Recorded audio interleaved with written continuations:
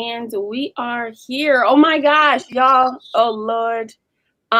Okay. It is Thursday. We bike, man. It's Brittany Parker. I'm so excited to be here. Y'all know we've been kind of laying low. The homies, all of the team, resting. We've been fighting COVID together. Everything has just been like a sit down moment for the team. So forgive us if you haven't seen too many of the podcasts on politicking, but we coming back. We back, man. I'm so excited today to be here with No Wire Hangers.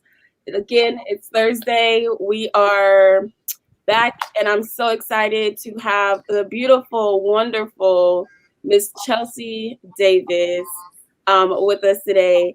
I wanted to talk about a few things, and mental health is really, really detrimental to talk about, especially in the Black community. So that's what our focus is today. And I had a few questions, and a few of my friends and family and people in my circle and group had a few questions about mental health and narcissism and the whole nine. So we're going to get right to it. So Chelsea, please tell us more about your background, what you do in the industry, and like why you're here today. Hi, Brittany. Thank you so much for having me. I'm excited to be here. It's an honor for me. I am a therapist. I practice as an associate clinical social worker right now. So I'm on the verge of becoming a licensed clinical social worker. I have been practicing as a therapist for about 6 years now, and I absolutely love it. Like, I definitely feel like more people of color need this experience. It is there. As you said, like, I know there is such a huge stigma on mental health, so that's a big reason why I got into it in the first place, is because I wanted to help people of color. Right now, I work at two different private practice locations. One of them is in San Diego. It's called Urban Restoration Counseling Center. And then the other one is in Burbank, Sherman Hills. And it is for women of color. It's called Women of Color Therapy. So I love it. Right now I'm all virtual, so all my sessions are online. I am accepting new clients. So if there are people out there looking for a therapist, I can definitely give you guys my information at the end of the podcast so you guys can get in contact with me. Definitely. And that is so amazing. Look, I'm over here like thinking about myself. I don't know anybody else. No matter how mentally healthy you think you are, you never are. I just feel that way. It's always imperative to have someone to talk to. And I even told my son that, you know what I mean? Like, you're going to have therapy. And he's like, Mom, no. And I'm like, it's not a bad thing. You know what I mean? And we need to normalize that whole thing, as kids understanding that it's okay. And then Black people. And then on top of that, Black men, because they think they don't need to talk to nobody and all that stuff. So, but yeah, the reason why we are here today is because I have been through some very, very dark moments with family. And I wanted to kind of get a understanding on a few things. Mainly two things. One is the traits of a narcissist. And then the next thing is how to deal with abuse from family. Because when people say, oh, that's just that person, you know what I mean? And it's not a healthy trait. Right. But when we, hold that person accountable, like, no, you're abusive or this, and they don't know, like, how do you navigate through that? And that's one thing I want to talk about is dealing with the traits of a narcissist and then navigating through that type of, situation with family. Right. Absolutely. So, where do you want to start? We want to start talking about narcissism? Yeah, because I have some people that have been waiting. Okay. for that conversation. So let's dive into it.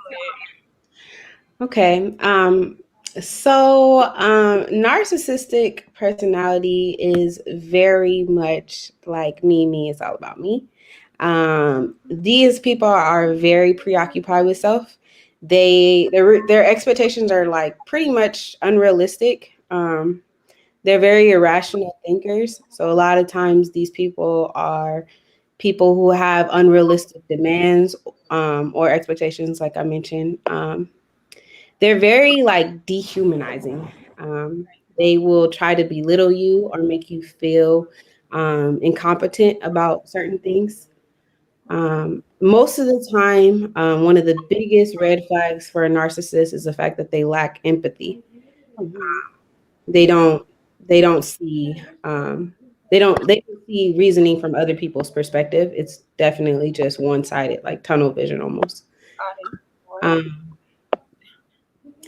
They are definitely obsessed with like they have like really grandiose thinking. So like they're something they have sometimes they can have really big visions of things. That's not always a symptom, but they're usually pretty obsessive with like their appearance. They may have a lot of mood swings. And really, even though narcissists seem like they're like just cocky people, a lot of times it's deeply rooted in having low self-esteem. Insecurity. Right. Yeah, Right. exactly. Okay. I can see that for sure.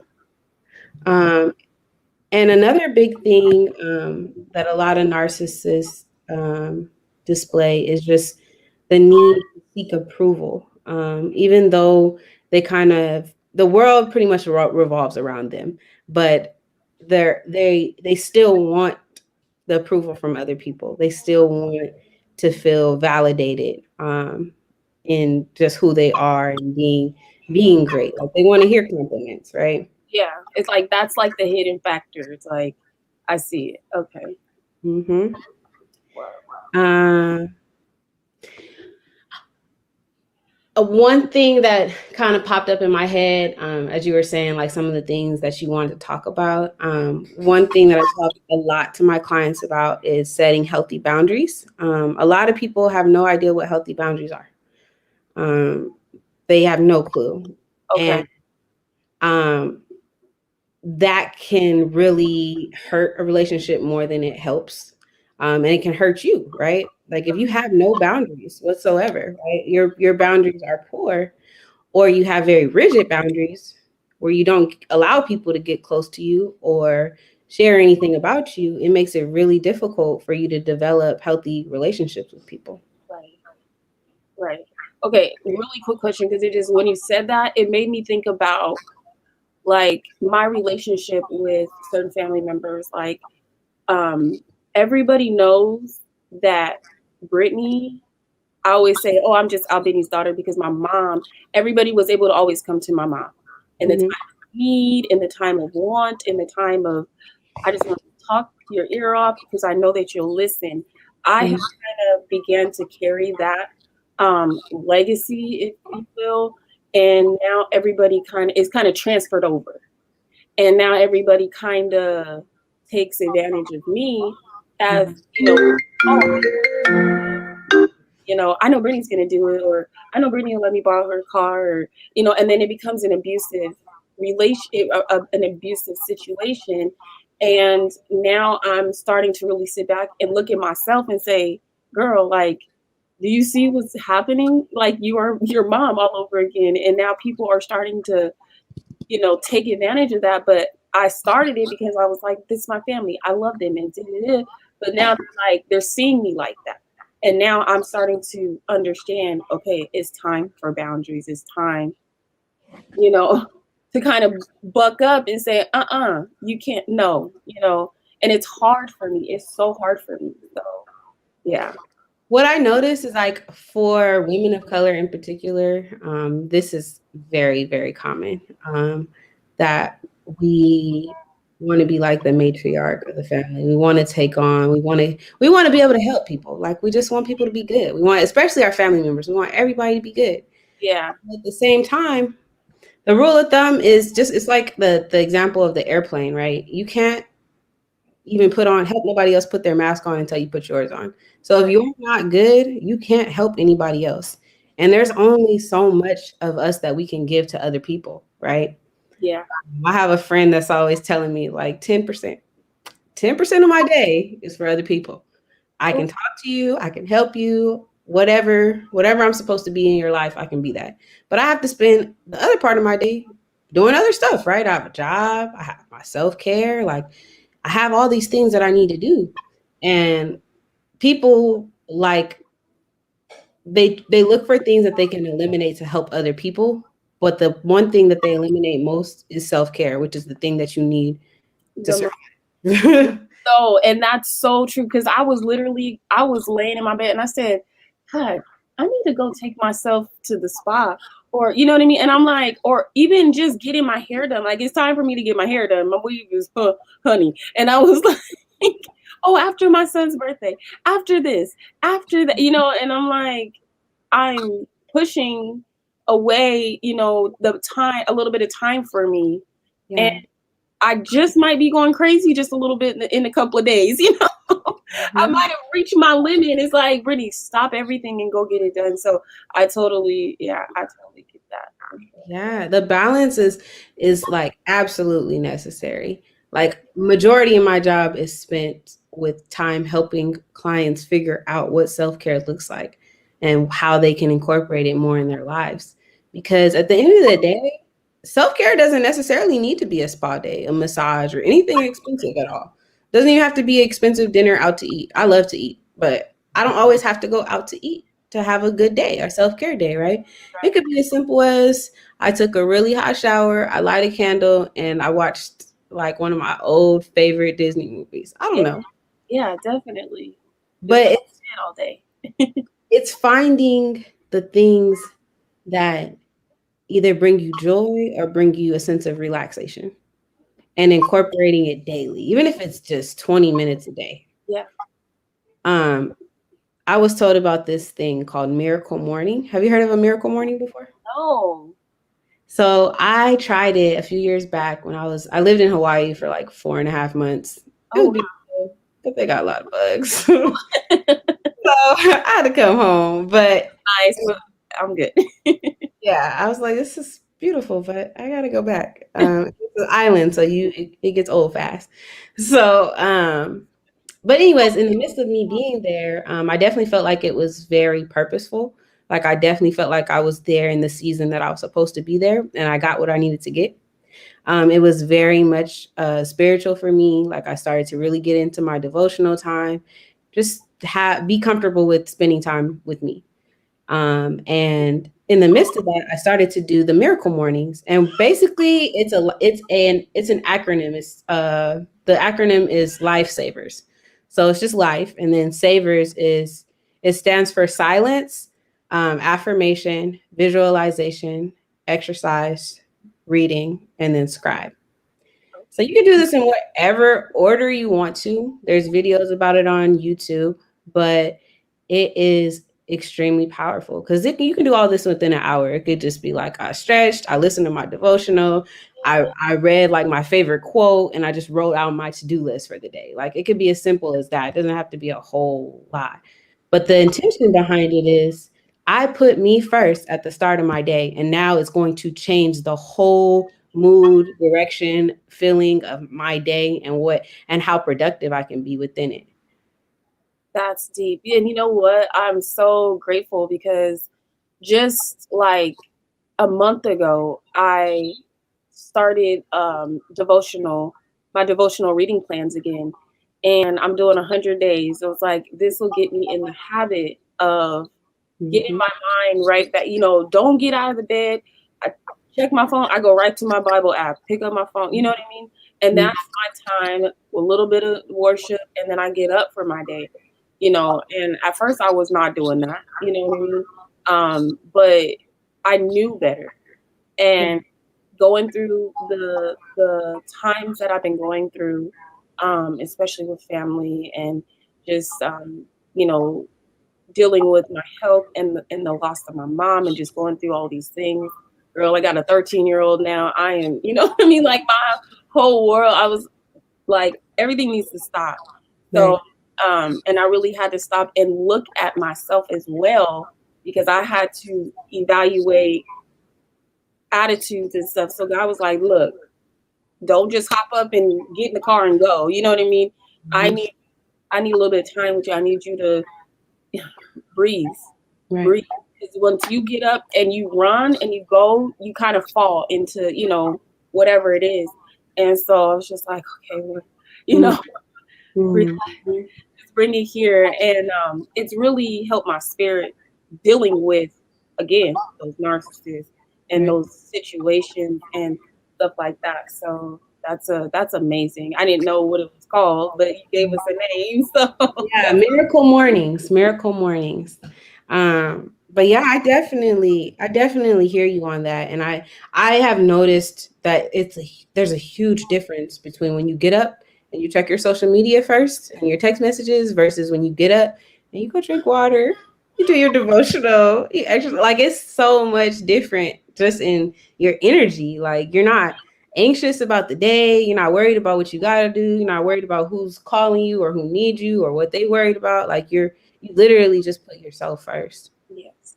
And so let's go back to the two topics that I have mentioned. Okay. When it comes to, like, the attitudes with family, you have, different traits and personalities in your family. Of course, everybody is different, different walks of life, just same blood. And you hear, oh, that's just such and such. Mm-hmm. Oh, that's just how they are. Girl, that's how they are. Um, what is the best way to deal with that? Like, how do you how do you deal with that? I my first thought, like I said earlier, is it's a boundary issue, right? People accept other people's stuff for whatever reason, right? But at the end of the day, you teach people how you want to be treated by what you allow, right? I always talk to people about boundaries because there's different types, right? So a person that has like really poor boundaries is going to overshare. They have difficulty saying no. They are over involved in others' problems. They're dependent on the opinions of what other people think. They accept abuse or disrespect, and they often fear rejection if they don't comply with what others are asking of them. So Dang, these people have I feel like no you just idea. came at me, like, and I'm keeping it all the way real. Like, when you just, I was like, I mean, okay, I'm hearing you. Okay, I'm listening. It's something that a lot of times, like as humans, we're people of habit. Like we learn behaviors from what other people do, right? That's why they say like generational, Yeah, right? Like, stuff can be passed down because oh, my mom raised me this way, her mom raised her this way, so I'm going to raise my kids this way, right? Is right. this the right way, right? Like sometimes we have inner child work that we need to do, right? We got to heal ourselves first before we can keep passing on the same things. Otherwise, it keeps it going. Yeah, So there's that, right? There's the people that have those poor boundaries, and then on the opposite side are people that are very very rigid, right? So they just avoid relationships completely. They're like, I'll just be by myself. I don't need to talk to nobody. They are like closed off. They don't ask for help, which is a lot of people. A lot of people are taught to be independent. yeah, So they just don't ask for help. They don't like to ask for help. Um, these rigid people usually have very few close relationships. They're very protective of their personal information. yeah. They may seem detached, even with like romantic partners, and they keep others at a distance to avoid the possibility of rejection. They don't like being rejected. Most of us, to be honest with you, Brittany, most of us have a little bit of both of these. I was just gonna say, is that possible? Because when you're saying it, I was thinking about that. I don't like asking for help, and then I'm like, wait, okay, but okay, wow, It just depends on who it is. You can have different boundaries with different people, right? So some of these boundaries might be with your friends or people or your associates, and then some of these might be with family because you know how they do you or how they're going to do. right, The goal is to work towards having healthy boundaries. So a right, person that has healthy boundaries values their own opinions. They don't compromise their values for other people. Right. They share personal information in an appropriate way. So not oversharing or undersharing. And I always tell people that is like the perfect example of me as a therapist. Like I have to have that healthy boundary because Right. if I sit there and I talk to my clients all day about me and say, "Oh yeah, this can relate to me. Yeah, this will happen to me," they be like, "Well, whose session is this?" And Right. if I do the opposite and I don't share anything, they're gonna talk. They're gonna feel like they're talking to a complete stranger. Right. Yeah. So there So has to be a medium. You have to. there's a balance, and it's the same thing with people, right? Not just me as a therapist, but when we meet new people and we have new friends, even family, like you can't tell them all your business, right? It's certain stuff. It'll come back and bite you in the butt if you say But too your relationships, yeah, fight with your man, your girl, yeah, no. much. Yeah, I learned that the hard way. We all do though, because the first thing you want to do, like with my mom, God rest her soul, like I'm in a call her mom. He did this and did it, and then next thing you know, she, and then here we are. Look So at them crazy. Like, well, why are you still with? that's I don't want to hear it. That's what I told one of my family members. They came to me. They sat in my room, going off with my, and I was like, because I was like, the advice I'm gonna give you is not what you want to hear. So, I'm no good. Like, So those are other two things, right? There's two more points to a person that has healthy boundaries. And one of them is knowing your personal wants, needs, and being able to communicate them. So okay, sometimes it's even just saying, I can't hold space for you today. I need a break. I'm tired. It's been a long day, right? I don't want to talk on the phone. I just can't right now, or I don't have it to give you. It's just literally being able to, and then not only being able to say no and say that, but also accepting when others tell you no. right. 'Cause a lot of people can't. Yeah, That's it's why we don't like to ask. hmm Wow, that's deep. and it's nothing wrong with people saying no, right? It's everybody deserves to be able to say no if they don't want to, or if they can't, or for whatever reason. You should be able to say and hear no without explanation. Yeah, It's hard, it's, but it's it's just what we want. yeah, like I had like my cousin. He wanted to use my car, and he texted me. And I think he doesn't like to ask me in person because of the rejection thing.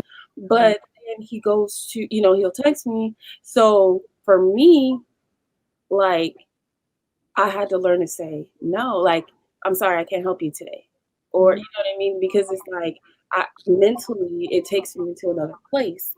And Mhm. just as well as he could ask in the way that he's asking through text message, I need to be able to say, no, I'm sorry, I can't help you. You know what I mean?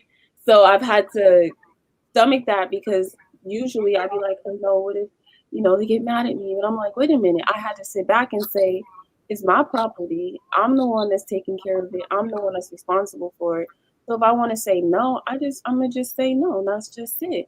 I learned that I've been a people pleaser because that's where I come from. You know, Mhm.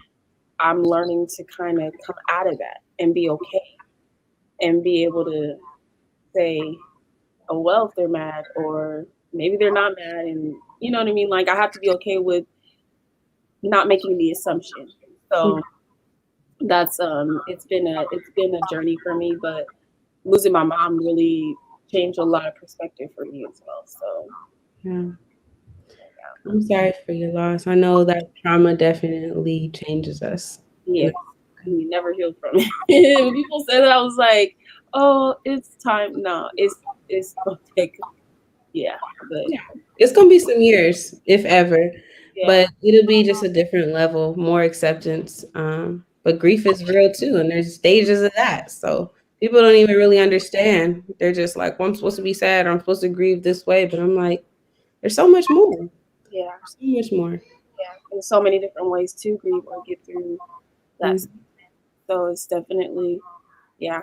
I had to. I mean, I'm still trying to even wrap my mind around it, but at the same time, I'm grateful because it's brought some maturity out of me in ways that maybe it was that time. So I'm grateful for that. But wow, I'm elated. Like, you are refreshing, and I just thank you so much. Like, this is awesome. I was like, we need a mental health. No problem. Thank you for having me. I love talking about mental health. I love all things mental health. So, and things beauty. I know I look crazy right now, but No, my shout out to my big best friend, my sister, my bestie, my sissy. I love my sister so much. She's one of my role models. Tisha, I love you so much. When she told me, she was like, yeah, she's been in beauty pageants. And I was like, she's amazing. She's amazing. Inside and out. She is just a beautiful person. For sure. she's one of my biggest inspirations. My mom, my mom would be like, oh, well, my daughter, she's gonna be a doctor. You know, and my sister just be like, mommy, you know, and it's just so funny. But just we're her biggest fans. Like, you know, especially when my mom was alive, like, she just biggest team player. Like, oh yeah, my daughter is like, you know, oh, my daughter has a podcast, or my daughter's a model. Like, she just was such, you know. So, and I'm still carrying that on for my sister. Like, I just, you know, oh yeah, my sister. Oh yeah, oh no, she works out. You should see her body. Like, you know, really like, okay, you know, but she's amazing. I love my sister. Shout out to Tisha. I love you, sissy. Yeah. But I would love, in conclusion, I totally appreciate you spending time with me. One thing, well, two things. If you can kind of give a rundown of what, you know, we talked about, and then I want to kind of touch on following up with ways to verbiage of how to communicate no and having boundaries, if that makes sense. Okay. So a run through of what we just spoke about, and then how to communicate no and having boundaries. Okay. So basically, today we talked about narcissistic characteristics and just what to be aware of, what that looks like. We also talked about just maneuvering through family and how you can set healthy boundaries for yourself with any relationship, not even just family relationships, but just being able to set healthy boundaries for yourself and know when you're doing things that are not healthy, right? Rigid and porous boundaries are the opposite of healthy boundaries. So if you're oversharing, you're doing these things, then it's a lot, right? You probably shouldn't be going there. What else? We And like some takeaways. So, you know, a narcissist is this. So a narcissist, in short, is a person that is, I would say, very, very self-consumed, but in a lot of ways, very insecure, and they may come off as very secure, very cocky, but a lot of times they're battling deeper issues, but yet they turn every conversation into something that relates back to them. And they make everything about them. The problems, everything is about them and how they can benefit from the situation. Those are definitely difficult people to deal with. They're not the worst people in the world, but they're definitely difficult to deal with. Just but you have to, like I said, boundaries, right? They may not even respect your boundaries all the time, and that might mean you need to draw further away from them. But your boundaries are what keep you, right? Knowing what you value, knowing what your values are. That's one of the biggest thing about healthy boundaries is being able to hear no and being able to say no. And also just knowing what you value and being able to stand on that. If it doesn't align with what your values are, then why are you doing it? Right? Like I wouldn't do this for any other person, but I'm gonna do it for you. I'm gonna make an excuse for you. You probably shouldn't do it. Right. Because then it creates a sense of resentment. Right. And then communicating, learning how to say no. and those boundaries? No. No is a complete sentence. Number one. You do not have to give an explanation. You don't have to say anything. No is fine. People tend to give reasoning because they want to savor somebody else's feelings. But if it goes against your values and it doesn't fit into what you got going on, or if it's more than your 10% of your day that you have to offer to people, That 10%, I'm gonna remember. it's a no, straight up. It's like, look, I don't have the energy. And once I'm giving you more energy than I have, I'm creating resentment towards you, even if I'm not doing it intentionally. I'm doing it because I want to have a good heart. But really, I'm like, well, why they ask me? Why couldn't they ask somebody else? Why? If I have that feeling, I should tell you no. Yeah, that's deep. And that, yes. And you know what's funny? Because I found myself explaining, like I'll tell my son, Caleb, I need you to go. I need you to come with me because, not just come on, we going, or I tell somebody, no, I don't want to allow you to do this because, and I said, take the because and just leave it at that. Yeah. And I had to really, take that and be like, okay, I explain myself a lot. I try to explain myself a lot. Sometimes I explain myself to myself. Yeah. And I'm And like, there's moments that are teachable moments, but I mean, sometimes just no is no, right? It's just no because mom said no. that's it. And that's okay. That Mhm. is okay. So, oh my God, I thank you so much, Chelsea. We are going to conclude here. You gave me so much. You gave us so much. I'm just so excited. I thank you so much. Tell them where they can find you. Tell them what you got going on, and then we are out of here. Yes, thank you so much again for having me, Brittany. This has been amazing. I love to talk about mental health, so anytime, I'd be more than happy to come back. You guys can find me if you're looking for a therapist. I am on Psychology Today. I also, you can just email me at Chelsea at womenofcolortherapy.org, Chelsea at womenofcolortherapy.org, and it's CHELSEA.